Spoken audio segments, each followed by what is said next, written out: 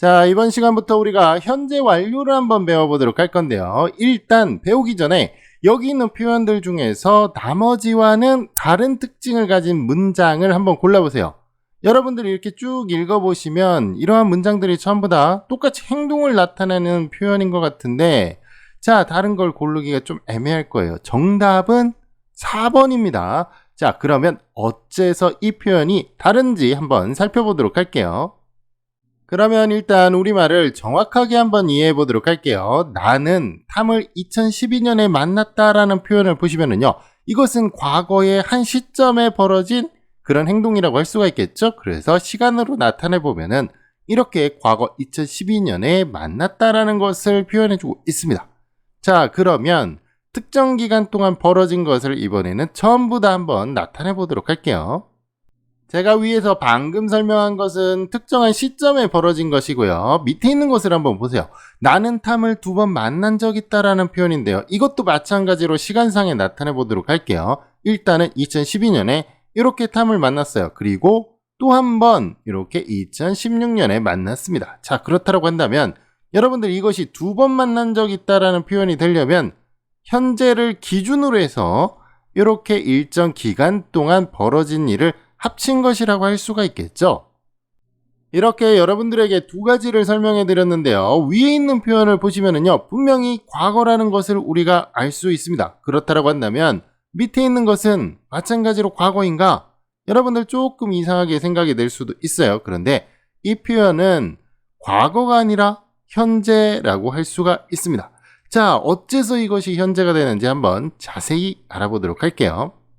자, 그러면 여러분들의 이해를 쉽게 하기 위해서 현재인 시간 기준을 바꿔보도록 할게요. 이렇게 시간 기준을 바꾸면은 그렇다라고 한다면 2016년에 만난 것은 포함이 될 수가 없겠죠.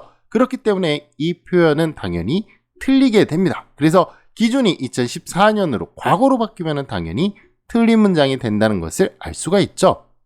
앞의 설명과 다르지는 않지만 시점을 또 다른 기준으로 한번 옮겨보도록 할게요. 보시면은요, 이렇게 옮겨버리면은 그렇다고 한다면 2010년이라는 기준으로 봤을 때 지금 시점이 두 개가 다 사라지게 되겠죠. 그래서 마찬가지로 이것도 틀린 문장이 된다는 것을 알 수가 있습니다.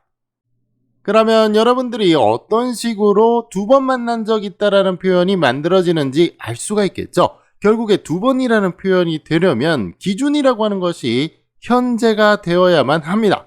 그렇기 때문에 이렇게 경험을 나타내주는 표현은 영어에서는 현재를 기준으로 하는 표현이라고 할 수가 있는데요.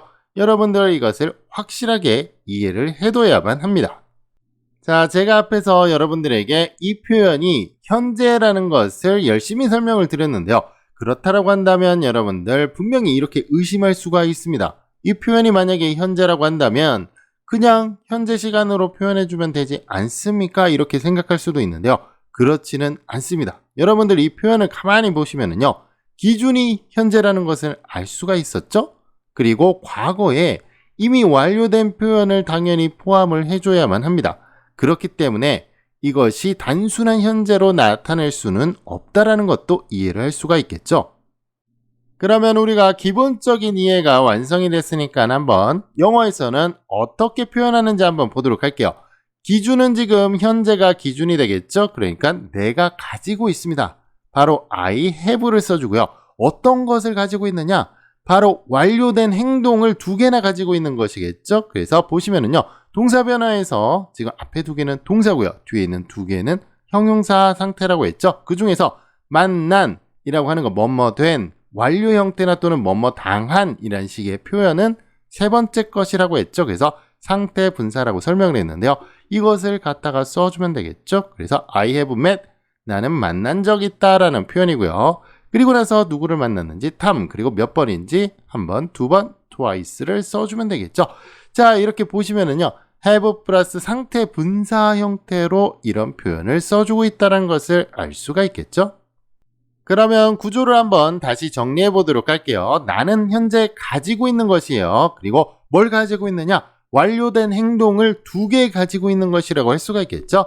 바로 이런 식으로 현재를 기준으로 합니다. 현재를 기준으로 완료된 행동을 포괄적으로 나타내 주기 때문에 이러한 것을 문법적으로는 현재 완료라고 부릅니다. 여러분들 이 용어가 어째서 나타나는지 이것도 확실하게 알 수가 있겠죠? 자, 우리가 방금 앞에서 본 표현은요, 한국어에는 없는 개념이라고 할 수가 있습니다. 영어에서는 어떻게 보면은 좀 더 정확하게 그런 시간 표현을 나타내 준다라고 할 수가 있는데요. 우리가 생각하는 모든 시간 표현은 영어에서는 시점 표현이라고 할 수가 있고요. 앞에서 본 것 같은 것을 영어에서는 바로 이렇게 기간 표현으로 나타내 주는데요. 이러한 것을 현재 완료라고 부릅니다. 그러면 구조적인 부분에 대해서 다시 한번 정리해 보도록 할게요. 현재 완료라고 하는 것은 have 플러스 pp 형태를 쓴다라고 했죠. 자, 그러면은 have라고 하는 것은 현재를 기준으로 가지고 있는, pp라고 하는 것은 완료된 행위와의 관계라고 할 수가 있는데요. 여러분들 pp라고 하는 것은 배웠는데 생각이 안 날 수도 있는데요. 이 pp라고 하는 거 동사 변화형의 세 번째 것, 다시 말해서 상태 분사를 의미합니다.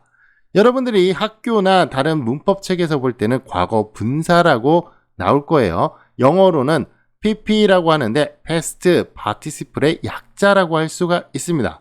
동사 변화형의 세 번째 거 make, made, made 할 때 이 made가 바로 pp라고 할 수가 있으니까 이것도 잘 기억을 해두시면 좋겠죠? 그러면 유사한 문장 또 한번 보도록 할게요. 나는 탐을 한번 만난 적 있다라는 표현, 현재를 기준으로 해서 내가 가지고 있는 것이라고 할 수가 있겠죠. 그래서 I have 이렇게 나오면 되고요. 그리고 가지고 있는 것은 탐을 만난 완료된 행동이니까 세 번째 거 pp 형태 갖다가 쓰면 되고요. 탐 넣고요. 그리고 나서 한 번이니까 당연히 once 이렇게 써주면 되는데요. have 플러스 pp로 만들어줄 수가 있습니다. 또 다른 표현 보도록 할게요. 나는 탐을 만난 적이 없다라는 표현인데요. 현재를 기준으로 내가 가지고 있다, I have를 써줘야 되는데 지금 보니까 가지고 있는 것이 없죠. 그렇기 때문에 not을 갖다 붙여줍니다. 여러분들 이 구조를 보시면은요, have라고 하는 것이 지금 동사 조수처럼 쓰이고 있다는 것을 알 수가 있습니다.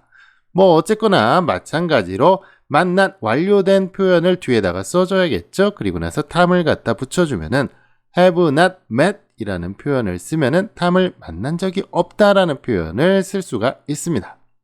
자, 이렇게 우리가 앞에서 세 가지 표현을 한번 만들어 봤는데요. 영어에서 경험이라고 하는 것은 현재 완료로 나타낼 수 있는 가장 기본적인 표현이라고 할 수가 있습니다. 여러분들 분명히 이 의미와 구조를 명확하게 알 수가 있죠?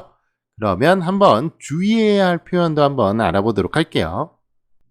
우리가 열심히 이해를 했으니까 나는 캐나다에 2번 가본 적이 있다. 앞에서 본 것처럼 경험을 나타내주고 있죠.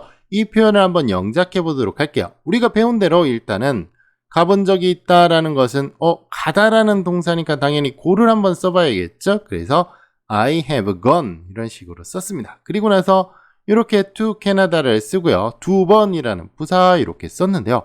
이렇게 쓰면은 맞는 것 같지만 틀린 표현이 됩니다.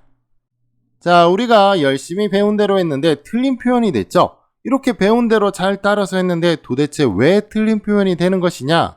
여러분들 이렇게 가본 적이 있다라는 표현을 할 때는요, 가는 행동이 중요한지 아니면 그곳에서 시간을 보내는 것이 중요한지 먼저 생각해 볼 필요가 있습니다.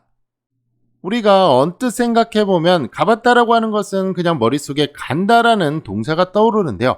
그런데 가는 행동 그 자체가 중요한 것은 아닙니다. 여기서 중요한 것은 우리가 가서 그곳에서 보내는 시간이라고 할 수가 있는데요. 그렇기 때문에 영어에서는 이것을 정확하게 나타내 줍니다. 그래서 가봤다라고 할 때는 시간을 보내는 것이 핵심이기 때문에 시간을 나타내 주기 위한 비동사를 이용해서 표현해 준다고 할 수가 있는데요. 바로 여기 있는 것처럼 구조를 나타내 줄 수가 있습니다. 자, 그러면 이것을 한번 영어로 표현해 보도록 할게요. 현재를 기준으로 내가 가지고 있는 것이라고 할 수가 있으니까 I have를 써주고요. 비동사의 동사 변화형 이렇게 am, was, been 완료 형태는 been이죠. 그래서 been을 써줬습니다. 그리고 나서 시간을 보낸 것이 어느 쪽에서 시간을 보냈는지를 나타내 줘야겠죠. 그러니까 방향을 의미해주는 to를 이용해서 to Canada를 써주면 되겠죠. 그리고 몇 번 보냈느냐? 이렇게 한 번, 두 번 시간을 보냈으니까 twice를 써주면 되는데요. 이렇게 가본 적이 있다라고 할 때는 have been, 고가 아니에요. 고라는 동사를 쓰는 것이 아니라 비동사를 이용해서 have been으로 나타내 준다는 것을 꼭 기억을 해 두셔야 합니다.